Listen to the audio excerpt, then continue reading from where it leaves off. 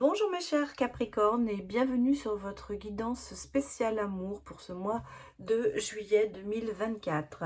Alors comme d'habitude, je vais diviser en trois catégories, à savoir les célibataires, les couples et les situations compliquées. Alors des fois j'ai des réponses ou des commentaires qui me disent je ne sais pas où j'en suis, si je suis vraiment en couple ou si je suis célibataire. Donc vous pouvez bien sûr dans ces cas-là vous mettre dans la situation compliquée, hein, où vous pouvez regarder les trois effectivement pour voir ce qui peut vous parler le plus. Je vous rappelle que nous sommes sur du général et du collectif, donc cette vidéo est à prendre, ou ce tirage est à prendre avec discernement, et surtout, comme je vous le disais, à adapter en fonction de votre situation. Il se peut qu'il y ait des messages qui vous parlent, et il se peut que ça ne vous parle pas du tout. Vous pouvez bien sûr aller voir les autres signes de votre thème astral pour avoir un complément d'information. Voilà, n'oubliez pas non plus que des fois les énergies sont interchangeables. Donc ça peut être vous, ça peut être votre autre. Voilà, j'ai assez piapiaté. Donc on démarre avec les célibataires. Alors, je vous ai mis une carte du tarot pour justement avoir un petit peu l'énergie générale ou ce qui domine le sentimental pour ce mois de juillet 2024. Alors, on va regarder pour les célibataires. Je commence avec les célibataires. Bon, on a le 9 d'épée, c'est quand même assez... Il y a de l'angoisse. Il y a quelque chose qui pourrait même être... tellement vous angoisser que ça vous rend un peu malade aussi. Je pense que il y a une incertitude qui plane sur votre tête. Il y a en ce moment peut-être des remords, des regrets. On a enfin, en fait ici, on a le sentiment que vous êtes quand même assez angoissé par rapport à votre futur sentimental. Vous posez des questions, vous vous remettez peut-être en question. En tout cas, c'est pas la joie. Il y a peut-être un peu de déprime aussi en ce moment, dans le sens de se dire pourquoi est-ce que ça ne marche pas, pourquoi est-ce que je ne trouve personne, pourquoi est-ce que les relations que j'ai eues se sont mal terminées. En tout cas, il y a vraiment une remise un peu en question sur le sujet sentimental. On va voir comment ça évolue, mais on va dire que c'est le point de départ pour ce mois de juillet, en sachant que vous partez déjà à reculons, j'allais presque dire. Ouais, un peu à reculons par rapport à ce qui est du domaine sentimental. Vous êtes quand même en phase de reconstruction. Hein. Il y a... il y a le foyer, il y a le côté se reconstruire, se refaire, être bien chez soi peut-être aussi. En ce moment, j'ai l'impression qu'il n'y a pas vraiment l'envie d'aller vers l'avant, vers de découvrir des choses. Vous êtes peut-être un petit peu replié sur vous-même en ce moment, mes chers Capricornes. On me parle ici quand même de certaines... C'est pas une immaturité, oui, c'est un peu une immaturité dans le sens où le projet n'est pas... Le cœur n'est pas mûr pour s'ouvrir à d'autres personnes. Et peut-être aussi qu'il y a ce travail sur vous que vous êtes en train de faire. Vous avez besoin de vous retrouver d'abord avant de vous lancer dans des aventures et à la découverte d'un nouveau monde, on va dire. Un nouveau monde sentimental. Donc j'ai l'impression qu'en ce moment, vous n'êtes pas prêt. Voilà. En gros, c'est ce que les cartes nous disent, ce que je ressens ici, c'est que vous n'êtes pas prêt à vous lancer dans des grandes aventures amoureuses. Vous avez besoin de temps pour vous, vous avez besoin de temps pour vous reconstruire et vous redécouvrir. Bon. Par contre, d'un seul coup, on a le sentiment que même si vous n'êtes pas prêt, il y a quand même des choses qui vont se passer autour de vous. Il y a des événements inattendus, il y a des surprises, il y a, c'est peut-être un cadeau du ciel. En tout cas, il y a le sentiment de se dire que vous n'attendez pas ça. Hein, c'est pas ce que vous recherchez, mais il y a des choses qui se précipitent dans votre vie parce que d'un seul coup, on a le sentiment qu'il y a quelqu'un qui vient se mettre quand même sur votre route et qui vous inspire quand même la confiance avec cette personne et que vous vous sentez quand même bien avec elle. Donc, même si ce côté n'a pas encore mûri, ben, ça arrive. Mais moi, j'ai le sentiment que ben, vous ne voulez pas justement répéter ces schémas. Et en fait, on le voit ici, vous ne...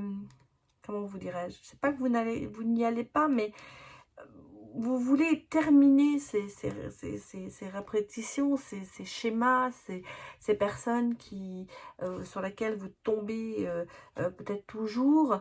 Et on a le sentiment que c'est un peu un cercle vicieux pour vous parce que justement, vous avez la tentation effectivement d'avec cette personne qui arrive et avec qui vous vous sentez bien et avec qui vous partagez de bons moments. Puis le fait de se dire que ben, vous n'êtes pas encore prêt ou prête à recommencer quelque chose avec quelqu'un, ce qui fait que c'est un peu un cercle vicieux, mais je vous rassure, ce cercle vicieux va se terminer, il y a un moment où il va y avoir quand même un déclic qui va faire avancer les choses, et vous voyez, il y a quand même des déblocages qui se font. Donc, en ce moment, il y a effectivement ce côté de se dire qu'il y a personne qui arrive dans votre vie, alors que vous n'aviez demandé à personne quoi que ce soit, mais qui arrive et qui serait prêt quand même à partager des bons moments avec vous. Vous êtes dans l'expectative, il y a quand même des choses qui se font, il y a des déblocages qui se font justement pour peut-être partir à la découverte de cette personne. C'est un petit peu ce que je vous disais, un cercle vicieux, à savoir que le serpent qui se mord la queue, à savoir que voilà, nouvelle personne, pas envie de commencer quelque chose, donc on aurait tendance à dire non, mais en même temps il y a quand même cette attirance, cette confiance, donc c'est vraiment, on tourne un petit peu en rond en ce moment sur cette nouvelle rencontre qui arrive auprès de vous. Bon, on me dit quand même, vous voyez, j'ai des secrets, hein, donc il y a quand même des choses que vous gardez en vous, que vous n'avez pas envie d'exprimer peut-être justement pour ne pas faire fuir l'autre, mais c'est peut-être aussi un moyen de se défendre, une prudence, quelque part, vous êtes prudent et méfiant aussi. Hein. Ça, c'est ce que je ressens ici, il y a quand même de la méfiance par rapport à cette nouvelle personne qui vous attire, qui vous intéresse, mais est-ce que vraiment c'est ce que vous avez envie? Là, c'est la question que je vous pose. Allons voir les couples maintenant. Bon, dans le couple, il y a de la tristesse. Il y a des choses peut-être qu'on a gardées pour soi, des attitudes peut-être de l'autre, des attitudes de soi-même qui rendent triste parce que on a peut-être le sentiment un petit peu de trahir ou de se faire trahir. Moi, j'ai ici de la culpabilité, en même temps des tentations. Donc, est-ce qu'il n'y a pas eu début de flirt peut-être avec quelqu'un ou une pensée, hein, ça peut être qu'une pensée quand on a rencontré, on a vu quelqu'un qui pouvait être sympathique, avec qui on s'entendait bien, mais on est en couple. En tout cas, il y a de la culpabilité ici, et en même temps, je sens quand même des tentations de s'évader quelque part, hein, c'est un petit peu ça. C'est pour ça que ça met certainement, ça vous rend triste. Il y a, je ne vais pas dire du chagrin, mais peut-être un peu de nostalgie aussi, en tout cas un malaise que vous portez en vous, pas forcément dans le couple, mais que vous avez à l'intérieur, peut-être que vous gardez caché, bien sûr. Hein. Bon, on a ici le consultant, la consultante, donc c'est bien à vous que ça s'adresse, c'est bien vous qui avez ce malaise ou ce mal-être en ce moment, et cette culpabilité, ce côté peut-être d'être aussi tenté par quelqu'un. Donc, il y a quand même quelque chose que vous gardez. On est quand même dans une relation qui dure depuis un moment, mais je sens qu'il y a quand même des attentes.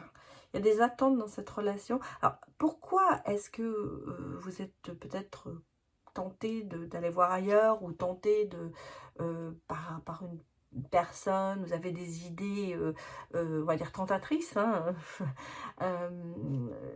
parce que peut-être justement vous avez le sentiment d'être un peu seul dans votre relation et vous attendez peut-être qu'il se passe quelque chose. Peut-être qu'il ne se passe pas assez de choses dans votre relation. C'est peut-être ça aussi, hein. Peut-être le moment, c'est peut-être devenu plat, c'est peut-être devenu une certaine routine. Et on a tendance, moi j'ai le sentiment que vous avez tendance à vous évader en pensée vers d'autres horizons. Même bon, on sent que la relation, ça dure depuis un moment et vous voyez quand même, vous avez du chemin à faire, vous avez de la réflexion, je l'ai derrière, hein, mais vous êtes sur la bonne voie. Hein, le chemin est long mais fructueux. En fait, on a le sentiment ici que il y avait quand même une certaine remise en question, justement par rapport aux attentes que vous avez dans votre couple, le fait de se sentir peut-être un peu seul et d'avoir des idées un peu floues. Il y a une phase de reconstruction aussi pour vous, les couples. Et surtout, il y a le fait de prendre du temps pour réfléchir sur soi, garder, en fait, en même temps, garder espoir, hein, mais réfléchir à la situation en, en restant quand même positif, hein, en restant sur le fait de se reconstruire, de voir les choses sur un nouvel horizon quand même, parce que mais avec calme, hein, c'est pas dans la panique que vous faites ça. On a le sentiment que vous êtes posé quand vous réfléchissez sur la situation actuelle de votre couple ou de votre relation et que vous vous posez les bonnes questions. En fait, vous voyez, on a le sentiment ici que il y a quand même cette clairvoyance qui est là. Cette sagesse, ce calme, je vous dis, vous êtes cette maturité, cette réflexion que vous faites, elle est importante pour vous, mais elle n'est pas faite à la va-vite, si vous voulez. C'est quelque chose où vous prenez vraiment le temps de réfléchir pour savoir comment vous pouvez améliorer peut-être cette voie. On sent vraiment qu'il y a du chemin, hein. Il y a du chemin à parcourir. On le sent que vous êtes vraiment dans cette phase. Il n'y a pas de solution pour l'instant. Je ne vais pas vous dire tout va aller bien ou tout va aller mal. Là, vous êtes vraiment en ce moment dans la réflexion de savoir où vous en êtes. Ça ne veut pas dire que vous allez vous séparer, ça ne veut pas dire que vous allez rester, mais c'est le sentiment de se dire, bon, ça fait longtemps qu'on est ensemble, j'ai peut-être des espérances. C'est peut-être une préphase justement pour trouver une solution et pour faire un choix. Mais en ce moment, vous êtes dans cette phase de réflexion, de projection peut-être aussi. Et vous vous remettez vraiment beaucoup en question.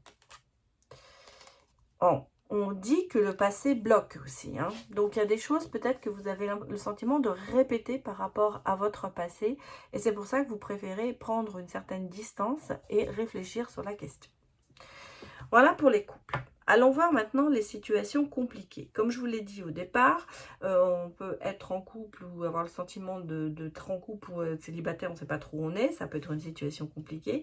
Ça peut être bien sûr, pardon, une triangulaire, à savoir soit l'un ou l'autre n'est pas libre, ou soit les deux, ou ça peut être bien sûr une relation où on dit amitié plus, c'est-à-dire qu'on s'est dit dès le départ, il n'y aura pas d'obligation, il n'y aura que des moments de plaisir ensemble, mais il n'est pas question que l'on fasse notre vie ensemble. Et puis la situation, des fois ça change et on a envie quand même de partir ensemble. Voilà pour les situations compliquées. Bon.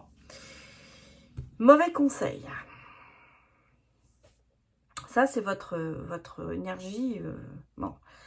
Mauvais conseil, pourquoi? Parce que on sent peut-être que vous n'avez pas pris les bonnes décisions. Vous êtes peut-être fait mal conseiller par des amis ou des parents. En tout cas, il y a le sentiment que il y a quand même, il subsiste un doute sur cette relation. Hein, on a le sentiment d'avoir pas pris la bonne décision par rapport à cette relation. Il y a quand même pas mal de conflits. Hein. Il y a des conflits, il y a des disputes. Je pense que vous êtes quand même dans une situation plus conflictuelle que amoureuse. Je ressens ici quand même un malaise dans cette relation parce que vous voyez, on a quand même vraiment ce sentiment de compétition, il y a de la rivalité. Bon, alors effectivement, hein, c'est pas toujours simple, hein, quand on est par exemple en couple déjà et qu'on est en triangulaire, bon, bah, il va falloir, c'est un peu une compétition, hein, on va dire, essayer de faire les choses en secret, de cacher, d'avoir double vie. Voilà, ça peut devenir vraiment une compétition à force. Puis la rivalité, c'est clair, parce que ben, il y a en face de vous une autre personne qui est en couple avec la personne que vous aimez ou avec qui vous avez cette relation. Donc on est ici vraiment sur ce côté de se dire, il y a quand même une situation assez malaisante ici qui se présente. Et c'est pas de tout repos, j'allais dire. Voilà, ce qui fait qu'il y a quand même pas mal de conflits, pas mal de disputes, peut-être d'attentes qui ne sont pas exaucées. Et c'est pour ça que ça devient lentement difficile à continuer. Malgré tout, il y a quand même de la tendresse et de la complicité dans cette relation. Sinon, je pense que vous ne resteriez pas ensemble. Mais est-ce que ça suffit à maintenir une relation comme ça-là? Donc, vous voyez, on a vraiment, effectivement, hein, ces moments à deux, ce côté plaisir, ce côté rencontre. Mais bon, est-ce que ça suffit toujours? Voilà, quand vous, en fait, on a le sentiment que l'extérieur est quand même très stressant, hein, pour organiser tout ça. Mais une fois que vous êtes à deux, vous vous sentez bien. Donc, il y a vraiment ce côté négatif et positif, et à faire, on va dire, la part des choses. Est-ce qu'on préfère rester dans cette situation conflictuelle et compétitrice et stressante pour des moments de plaisir à deux? Bon, même s'il y a cette tendresse et, ce côté quand même sympathique de plaisir, on commence à douter franchement de la situation. Hein. Vous posez des questions et vous réfléchissez quand même à la situation, justement, pour savoir faut-il continuer ou pas. On a le sentiment qu'ici, peut-être pour ça, un mauvais conseil, peut-être vous qui vous donnez des mauvais conseils aussi, mais on a le sentiment ici que bah, vous êtes vraiment sur un côté à réfléchir, est-ce que la situation doit durer ou pas. Bon, on a l'impression qu'ici, il va y avoir quand même un déclic, parce que il y a le sentiment de comprendre certaines choses. Et moi, ce que je ressens ici, c'est que malgré toutes les complications, il y a quand même pas mal d'amour entre vous, on va dire, de complicité, de bons moments ensemble. Et est-ce que ça pèse pas plus lourd dans la balance? Bon, on parle quand même ici de flammes jumelles, donc de bonnes connexions, de fortes connexions entre vous. Et ça, c'est ce qui, en ce moment, peut-être vous fait douter de savoir, bon, il y a le côté plaisir, il y a le côté passager, mais en même temps, il y a quand même le sentiment d'éprouver de l'amour et de la connexion pour cette personne. On vous dit le message, ben, je comprends tes réactions. Donc peut-être qu'effectivement, comme il y a quand même, je vous ai dit, c'est quand même une situation conflictuelle, il y a peut-être des réactions fortes, il y a peut-être des choses qu'on se dit, qu'on regrette après. Et quand même, on sent qu'il y a de la compréhension entre vous pour arriver justement à s'entendre et à ne pas faire que se disputer. Voilà ce que je peux vous dire. Donc, j'espère que cela vous a parlé. Et puis, écoutez, je vous souhaite un excellent mois de juillet. À très bientôt. Au revoir.